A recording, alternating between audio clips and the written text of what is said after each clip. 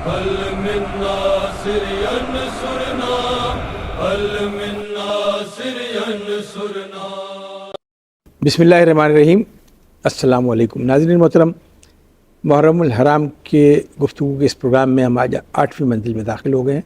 नवाए Karbala यानी वो सदा जो 10 मुहर्रम सन 61 हिजरी को रेगज़ार करबला से बुलंद हुई थी, हल मिन नासिरिन यंसुरना, वो नवा कहाँ कहाँ तक पहुँची और कहाँ कहाँ तक पहुँचेगी इसका फ़ैसला वक्त करेगा. इस वक्त हम 8 मुहर्रम की शब यहाँ मौजूद हैं और 8 मुहर्रम मखसूस है सिंध के सकाफ़त में एक ख़ास उन्वान से. गो के पूरे पाकिस्तान में मैं हर तरह की सकाफ़त का प्रोग्राम कर चुका हूँ. चूँकि मैं कराची में मौजूद हूँ, लिहाजा हमने ख़ास इत्तेमाम किया है कि सिंध की सकाफ़त के हवाले से ज़ारी पर गुफ्तगू करें और तमाम मुल्क या तमाम तहज़ीब के तमाम दुनिया को अपने दिल में समोए हुए मौलाना अकबर दर्स साहब तशरीफ़ फरमाएँ. इनका किसी तारुफ़ का मोहताज नहीं. आज हमने ख़ुसूसी तौर पर दावत दी है डॉक्टर फरमान अली शाह साहब, जो माहिर तालीम है और यूनिवर्सिटी से वाबस्ता है. यूनिवर्सिटी से जो मौजू है वो फरमान साहब भी बताएंगे. डॉक्टर साहब, मैं चाहूँगा कि जो लफ्ज़ियात हैं सिंध की उसकी वज़ाहत करें ताकि हम आगे चलें. बिस्मिल्लाहिर्रहमानिर्रहीम. बहुत शुक्रिया कि एक मौका है 8 मुहर्रम के हवाले से और करबला के हवाले से अर्ज़ करने का. और आज का जो मौजू गुफ्तगू का है वो है शाह अब्दुल लतीफ़ भिटाई रहमतुल्लाह अलैह का जो सुर है उनके रसालों में सुर केडारो. इसको क्या कहेंगे? सुर केडारो. जी, इसकी थोड़ी सी वज़ाहत कीजिएगा. तो कि ये असल में अगर इसको तलफ़्फ़ुज़ करे प्योर सिंधी में तो ये केडारो है और असल संस्कृत का ये लफ्ज़ है और असल इसका जो माखज़ है वो है केदार. इसमें 2 तरह की माने ली जाती हैं. एक तो केदार कहते हैं जंग के मैदान को, जंग के मैदान को केदार कहते हैं, तो उससे ये केदारो है. और दूसरी जो माने लिटरेचर में मिलती है वो है केदारनाथ के रेफरेंस से कि एक पुराना कोई मंदिर है जिसमें इबादत की जाती थी और उसकी बुलंदी थी और वो बुलंदी एक पहाड़ की सी बुलंदी थी. सही. तो इस हवाले से ये जो चैप्टर है शाह अब्दुल लतीफ़ भिटाई रहमतुल्लाह अलैह के इस रिसालों में वो इसको नुमायां करती है. एक तो जंग के मैदान को और फिर ख़यालात की और नज़रे की पुख्तगी और बुलंदी पहाड़ जैसी. ये है. मैं थोड़ी सी एक रब्त तलाश कर दीजिएगा कि इसका 8 मुहर्रम से क्या ताल्लुक़ है और करबला के वाक़े से इसका क्या ताल्लुक़ है. करबला के वाक़े से ये है कि पूरा जो ये चैप्टर है शाह अब्दुल लतीफ़ भिटाई के रसालों के अंदर, ये पूरा चैप्टर ये उन्वान है करबला का. और पूरे इस चैप्टर में करबला के मुख्तलिफ ज़ावियों से अज़कार मौजूद हैं. सब करबला के हवाले से. करबला के हवाले से, करबला का मैदान, करबला के जंगजू, इमाम हुसैन अलैहिस्सलाम, उनके जो सिपाही हैं, उनके जो साथी हैं, उनके जो सहाबी हैं, उनका किस तरह यजीद और यजीदियत के सामने आना और डट कर, ये सारा उसमें ज़िक्र. इसका आगाज़ अगर मैं सदी के हवाले से करूँ तो कितने 100 साल पुरानी? ये तो शाह अब्दुल लतीफ़ भिटाई, आपको पता है कि ये कलोड़ा दौर के जो आखिरी अयाम हैं उसमें ये मशहूर दुनिया में अब तो उसके तराजुम मुख्तलिफ लैंग्वेज. मैं सन जानना चाहूँगा, किस सन की बात? ये हिजरी के हवाले से अभी तकरीबन 300 साल कबल. हाँ, बस मैं यही जानना चाहता हूँ. आपकी तरफ मैं अभी आता हूँ.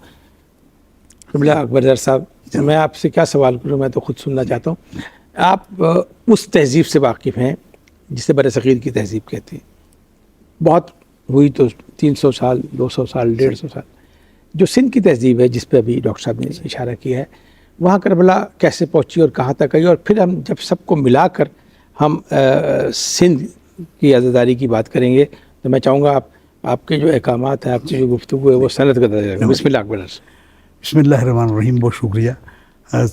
देखिए, شاہ عبداللطیف بھٹائی کا جو یہ کلام ہے، اور اس میں انہوں نے مختلف سروں میں پوری اپنے شاہ جو رسالو کے نام سے جو ہے وہ ان کے مختلف موضوعات پر انہوں نے گفتگو فرمائی ہے۔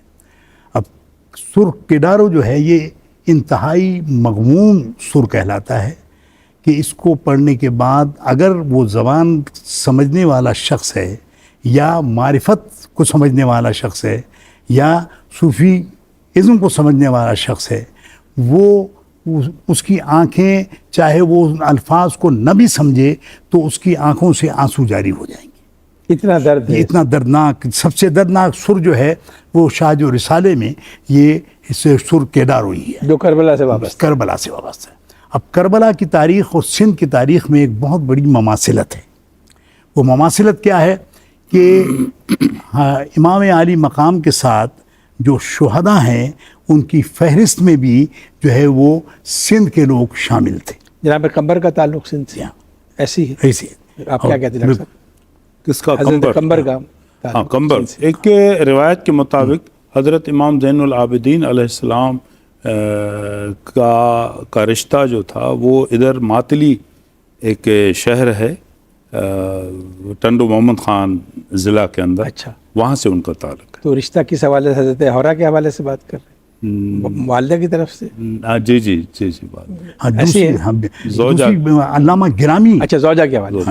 علامہ گرامی رحمۃ اللہ تعالیٰ علیہ نے ایک بات کہی ہے کہ قرآن کریم میں جو استبرق کا لفظ استعمال ہوا ہے سورہ رحمان میں کہ جنت میں جو فرش ہوگا وہ استبرق ہوگا، انہوں نے اس کو ثابت کیا ہے کہ یہ اجرک کا معرب ہے، کہ اجرک کا فرش جو ہے یعنی جو ڈیزائن اجرک کا ہے وہ جو ہے جنت کے فرش۔ بہت اہم بات کر، اجرک کا جو پس منظر یہی ہے جو اکبر صاحب فرما رہے ہیں۔ یہ ایک روایت بتا رہے ہیں مولانا غلام محمد گرامی کا ذکر کر رہے ہیں، بہت بڑے عالم۔ اجرک سے کیا بنا ہے کہ استبرق جو ہے وہ معرب ہے اجرک کا۔ ایک تو بات یہ ہے، دوسری بات یہ کہ ایک بخاری شریف میں حدیث کی کتابوں میں ہم جو بخاری شریف بہت مستند کتاب مانی جاتی ہے اس میں دیک السندھی یعنی سندھ کا مرغ حضور نبی اکرم صلی اللہ تعالیٰ علیہ وسلم کو بہت پسند تھا، اور یہاں سے لوگ جب جاتے تھے تو وہ آپ کی خدمت میں تحفہ اگر لے جاتے تھے تو سندھ کے مرغ کا لے جاتے تھے، یہ جو رسالت کی غذا بنی ہو یہاں سے اس کی مٹھاس، حضور نے اس کو پسند فرمایا۔ اور حضرت امام جعفر صادق کی جو سلام اللہ علیہم، تو ان کے جو گھر کے کام کاج اور دیگر چیزوں کو مینج کرنے والے تھے وہ بھی سندھ سے تعلق رکھنے والے تھے، اس لیے حضرت امام جعفر صادق بہت اچھی سندھی آپ مستند تاریخ بیان کر رہے ہیں، اس میں کوئی اختلاف نہیں ہے؟ نہیں، اختلاف کوئی نہیں ہے اس پہ۔ یہ میں وہ تاریخ بیان کر رہا ہوں کہ جو علامہ گرامی نے بھی اس کو ذکر کیا ہے، اور سندھ کی تاریخوں میں آپ کو یہ جا بجا بہت شکریہ۔ ہمارے ناظرین تھوڑا سا میرے ساتھ رہیے گا، دیکھیے میں بھی آپ کی طرح حیرت اور استعجاب کی کیفیت میں ہوں، میرے لیے یہ باتیں بالکل نہیں ہیں، اور میرے اس یہاں کراچی آنے کا مقصد بھی پورا ہو رہا ہے۔ میرا یہ چونکہ سبجیکٹ ہے، قبلہ کو اللہ عمر دراز فرمائے۔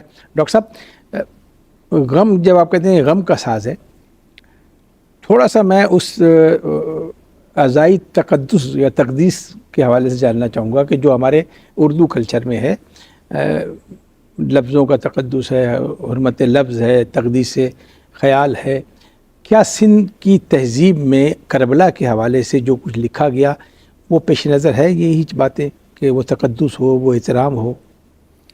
جی، اس میں دو میں ریفرنس دوں گا۔ ایک تو پرانا ریفرنس ہے، ٹھیک ہے، غم اور رونے کے حوالے سے حدیث کا، پھر اس کا ریفرنس اس کیڈارو میں جو شاہ عبداللطیف بھٹائی رحمۃ اللہ علیہ نے رونے اور غم کے حوالے سے، اور پھر آج کل جو ہمارا کلچر ہے رونے کا، عزا کا جو کلچر ہے، اس میں سندھ کا ہمہ جاتی اس میں شمولیت یہ بتا رہا ہے۔ ایک طبقے کی تخصیص نہیں ہے؟ نہیں، کوئی طبقہ، کوئی بھی مذہب، کوئی بھی فرقہ، اس میں سارے لوگ مل کے یہ فرش عزا بچھاتے ہیں، اور اس پہ آپ نے مختلف انٹرنیشنل میڈیا پہ بھی آپ نے سنے ہوں گے اور دیکھے ہوں گے چینلز پہ کہ وہ دکھاتے بھی ہیں۔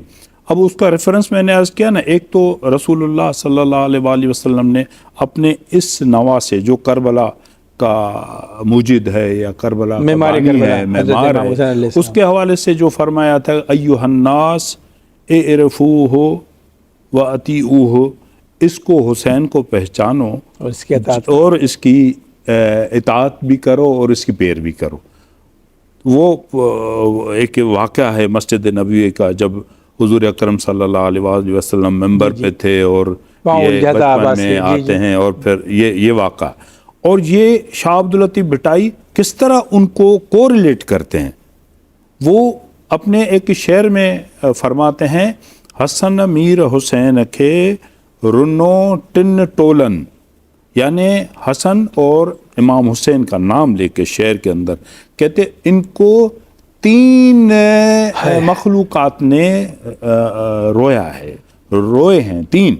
حسن میر حسین کے رنو ٹن ٹولن، گھر مانویں جھنگ مرویں ابھن میں ملکن۔ سبحان اللہ، یعنی یہ بھٹائی کے لفظ ہیں، ماشاءاللہ کیا آفاقی، کہ حسین کو رونے والے صرف ایک انسان یا کوئی خاص 3 طبقہ ہے، 3 طبقے ہیں، گھر مانویں یعنی گھروں میں جو انسانیت روتی ہے، ٹھیک، گھر مانویں جھنگ مرویں یعنی جو جنگل ہیں وہاں پہ جو جنگل کے جانور ہیں، آپ کو پتہ ہے کہ کربلا میں شیر کا واقعہ، اور یہ سے گھر مانویں جھنگ مرویں، جنگل میں یہ جانور ہیں جو روتے ہیں حسین کو، ابھن میں ملکن، عرش پر آسمان پر ملائکہ روتے ہیں، اور پھر یہ روایات میں ہے۔ ڈاکٹر فرمان صاحب، میں جاننا چاہوں گا کہ سندھ میں عزاداری کیسے پہنچی؟ غم حسین سندھ میں پہنچا کیسے؟ آپ کو غم حسین کی نعمت کیسے ملی؟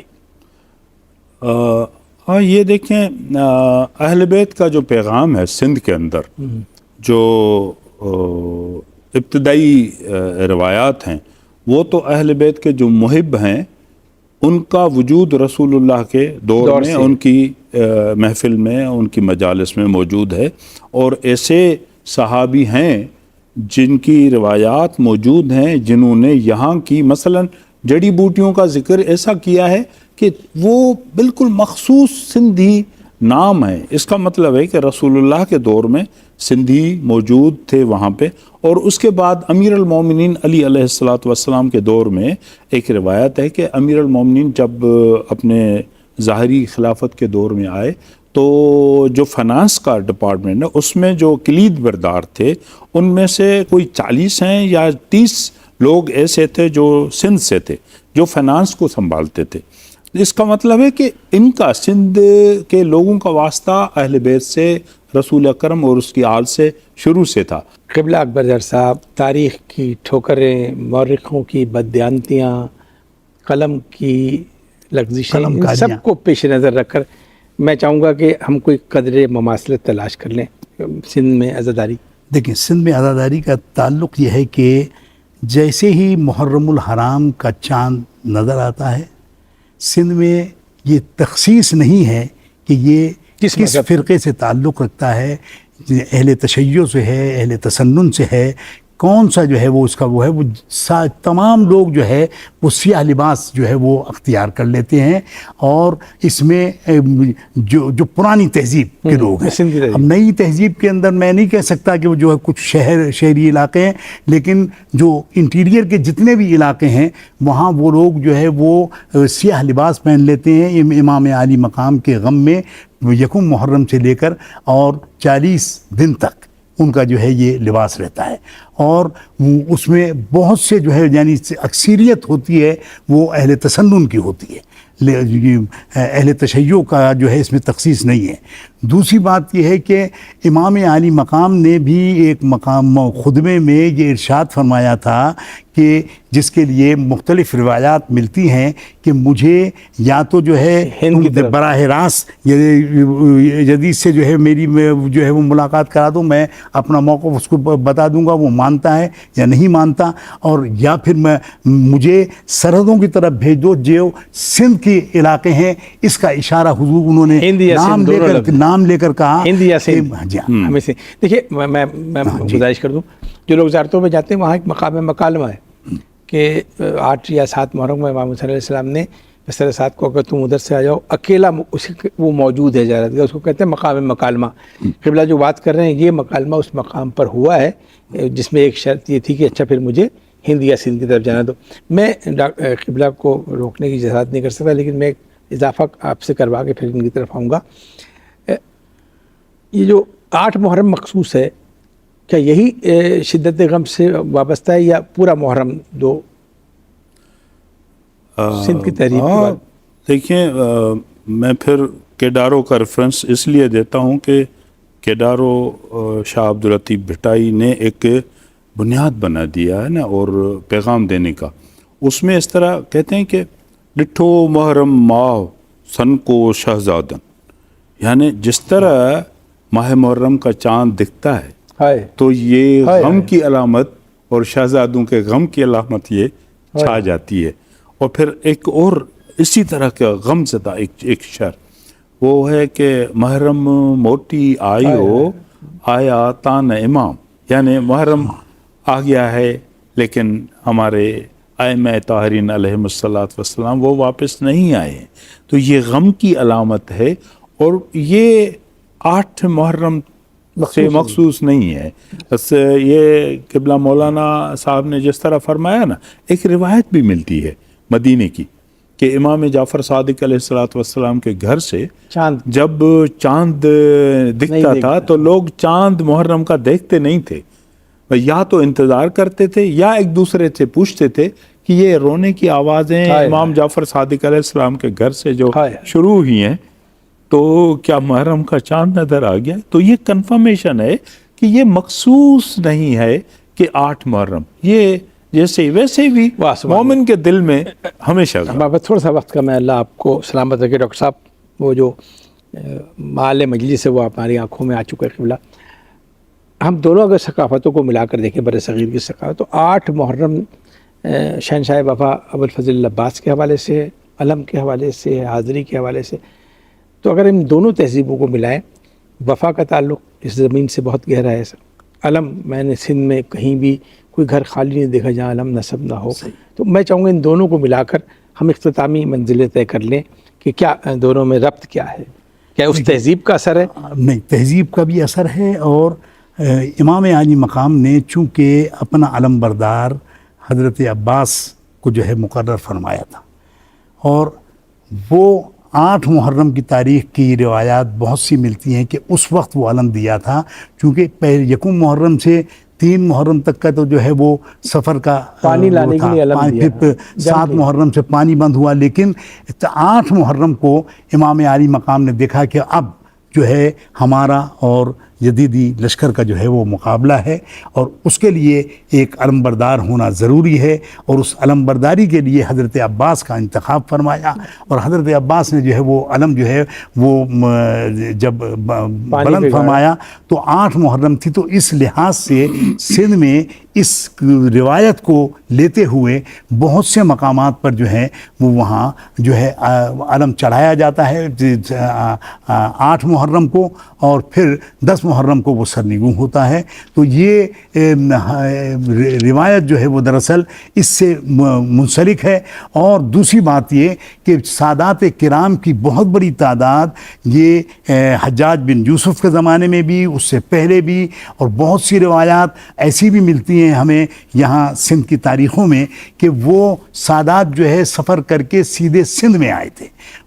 بی بی ماہم کا مدار ابھی دریافت ہوا ہے کچھ عرصے پہلے، تو وہ بی بی ماہم جو ہیں وہ ان کے مدار اقدس پر جو ہے وہ پوری تاریخ وہاں جو ہے وہ موجود ہے. تو یہ روایات جو ملتی ہیں وہ یہ کہ وہ سندھ کو اپنے لیے محفوظ ترین مقام سمجھتے تھے. بہت شکریہ اکبر رضا صاحب. بہت ساری باتیں رہ گئی ناظرین محترم، آنسو آئی گئے آنکھوں میں. تو کچھ گزارش کروں، مجھے بہت سی گفتگو کرنی تھی. ابھی میں قلندر کی نگری تک نہیں گیا ہوں، ابھی میں سندھ کے میٹھے پانیوں کا سفر کرتے ہوئے سندھی اور سرائکی زبان کی ذاکری تک نہیں گیا ہوں. وہ سب آپ محسوس کر سکیں گے. یہ گفتگو آپ کو ان منزلوں تک لے کے جائے گی. 8 محرم اس وفادار کے تذکرے کا ذکر ہے جسے شہنشاہ وفا کہتے ہیں، کہ علی کو فتح بدر و حنین کہتے ہیں، حسن کو خلق پیمبر کا عین کہتے ہیں، وفا کی منزل آخر کا نام ہے عباس، کمال صبر و رضا کو حسین کہتے ہیں۔ شکیل اختر کو اجازت دیجیے، اللہ نگہبان۔ جن کا جھولا فرشتے جھولاتے رہے، لوریاں دے کے نوری سلاتے رہے، جن پہ صفاق خنجر چلاتے رہے، جن کو کاندھوں پہ آقا بٹھاتے رہے، اس حسین ابن حیدر پہ لاکھوں سلام، السلام یا حسین، السلام یا حسین۔